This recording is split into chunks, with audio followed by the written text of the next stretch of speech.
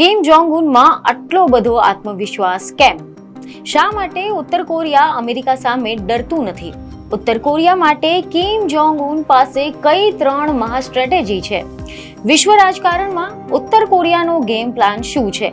અમેરિકાની શક્તિ સામે કિમને counter strike મગજ કેમ માનવામાં આવે છે? તો ચાલો આ સમગ્ર મામલે આજે આપણે ડિટેલમાં જાણકારી મેળવીએ. નમસ્કાર દર્શક મિત્રો, ધી લોકસત્તા શોમાં આપણું સ્વાગત છે. તો દર્શક મિત્રો, વિશ્વના નકશા પર જો આપણે એક એવા દેશ તરફ નજર કરીએ જેનું નામ છે નોર્થ કોરિયા, તો કદાચ પ્રથમ નજરે એ દેશ આપણને સામાન્ય લાગે, પરંતુ હકીકતમાં આ દેશની પાછળ એક એવી રણનીતિ કામ કરે છે કે જે વિશ્વની સૌથી મોટી શક્તિ યુનાઇટેડ સ્ટેટ્સને પણ વિચારવા પર મજબૂર કરી દે છે. આજે આપણે વાત કરી રહ્યા છીએ એ નેતા વિશે કે જેનું નામ છે કિમ જોંગ ઉન.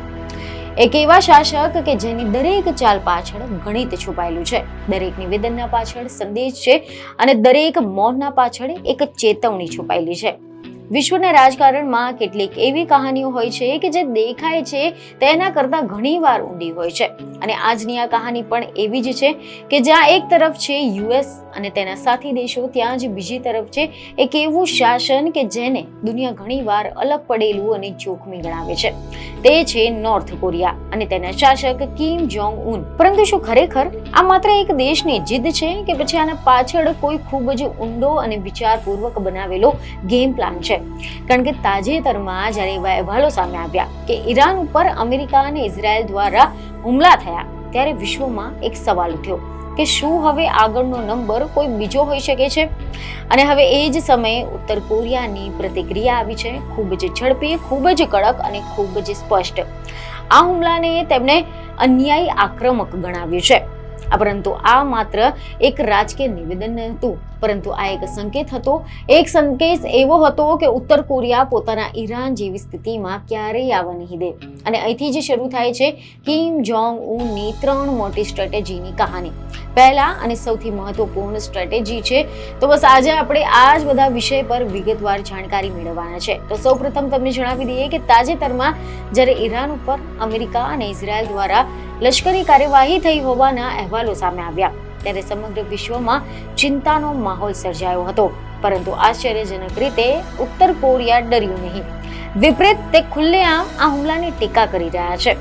આત્મવિશ્વાસ ક્યાંથી આવે છે અને શા માટે કિમ જોંગ ઉનને અમેરિકાનો ડર નથી લાગતો? આ પ્રશ્નોના જવાબ છુપાયેલા છે 3 મોટી સ્ટ્રેટેજીમાં. વિશ્લેષકો નોંધે છે કે આમાંની પહેલી સ્ટ્રેટેજી છે પરમાણુ શક્તિ.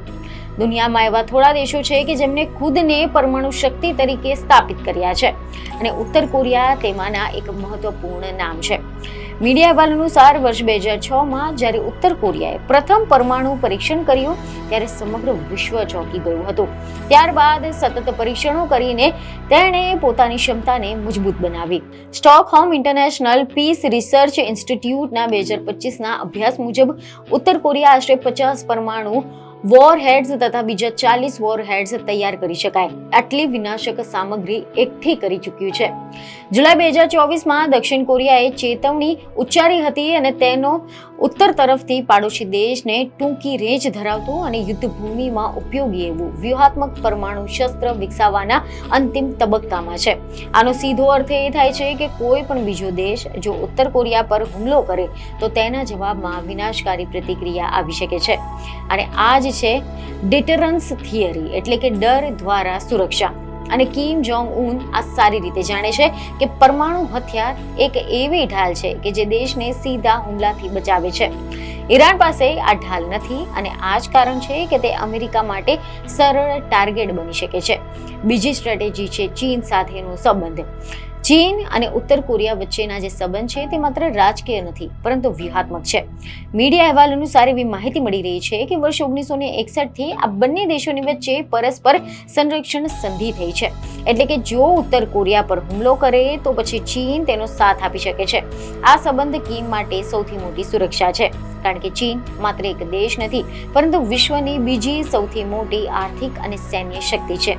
ચીન માટે પણ ઉત્તર કોરિયા એક બફર ઝોન તરીકે કામ કરે છે, કારણ કે તે અમેરિકા અને તેના સાથી દેશોના વચ્ચે એક અવરોધ બનાવે છે.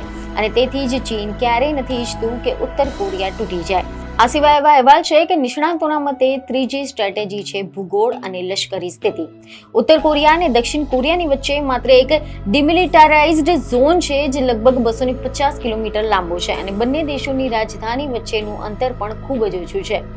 આનો અર્થ એ થાય છે કે યુદ્ધની સ્થિતિમાં ઉત્તર કોરિયા તરત જ દક્ષિણ કોરિયાની રાજધાની સિઓલ પર હુમલો કરી શકે છે. આના ઉપરાંત જાપાન પણ તેની મિસાઇલ રેન્જમાં આવે છે અને આ બંને દેશોમાં લગભગ 80,000 અમેરિકન સૈનિકો તૈનાત છે. એટલે કે જો અમેરિકા ઉત્તર કોરિયાની સામે પગલું ભરે તો તેના પોતાના સૈનિકો જોખમમાં મુકાઈ શકે છે. આ એક એવી વ્યૂહાત્મક સ્થિતિ છે કે જે કિમને મજબૂત બનાવે છે. હવે જો આપણે ઇતિહાસ તરફ એક નજર કરીએ તો મીડિયા રિપોર્ટ અનુસાર એવી માહિતી મળી રહી છે કે વર્ષ 2003માં ઇરાક યુદ્ધ દરમિયાન તત્કાલીન નેતા સ્વર્ગીય કિમ જોંગ ઇલ 50 દિવસ માટે ગાયબ થઈ ગયા હતા. દક્ષિણ કોરિયાની ગુપ્તચર એજન્સીના જણાવ્યા પ્રમાણે તેમને અમેરિકા તરફથી ખતરો લાગતો હતો, પરંતુ આજે તેમના જ પુત્ર કિમ જોંગ ઉન જાહેરમાં દેખાય છે. તે મીટિંગ્સ કરે છે, ભાષણ આપે છે, વિશ્વને સંદેશ આપે છે કે ઉત્તર કોરિયા હવે પહેલા જેવું નથી રહ્યું. આ પરિવર્તન માત્ર નેતૃત્વમાં નથી પરંતુ નીતિમાં પણ છે. કિમે શીખ્યું છે કે સર્વાઈવલ માટે પાવર જરૂરી છે અને પાવર માટે ડિટરન્સ જરૂરી છે. હવે વાત કરીએ અમેરિકા સાથેના તેના સંબંધોની તો મીડિયા અહેવાલ અનુસાર ડોનાલ્ડ ટ્રમ્પ અને કિમના વચ્ચે વર્ષ 2018માં અને 19માં ઐતિહાસિક બેઠક થઈ હતી, જેમાં પરમાણુ નિશસ્ત્રીકરણ પર ચર્ચા થઈ હતી, પરંતુ આ વાટાઘાટો નિષ્ફળ રહી હતી કારણ કે બંને પક્ષોની વચ્ચે વિશ્વાસનો અભાવ હતો. કિમ માટે પરમાણુ હથિયાર છોડવું એટલે પોતાની સુરક્ષા ગુમાવવી અને ટ્રમ્પ માટે ઉત્તર કોરિયાને વિશ્વાસ કરવો એ મુશ્કેલ હતો. આજના સમયમાં પણ આ તણાવ યથાવત છે, પરંતુ કિમ એક વાત સ્પષ્ટ રીતે સમજે છે કે અમેરિકા સીધો હુમલો ત્યારે જ કરશે જ્યારે તેને ખાતરી હશે કે જવાબ નહીં આવે, અને ઉત્તર કોરિયા એ ખાતરી ક્યારેય આપતું નથી. હવે ઈરાનની પરિસ્થિતિથી કિમ શું શીખે છે?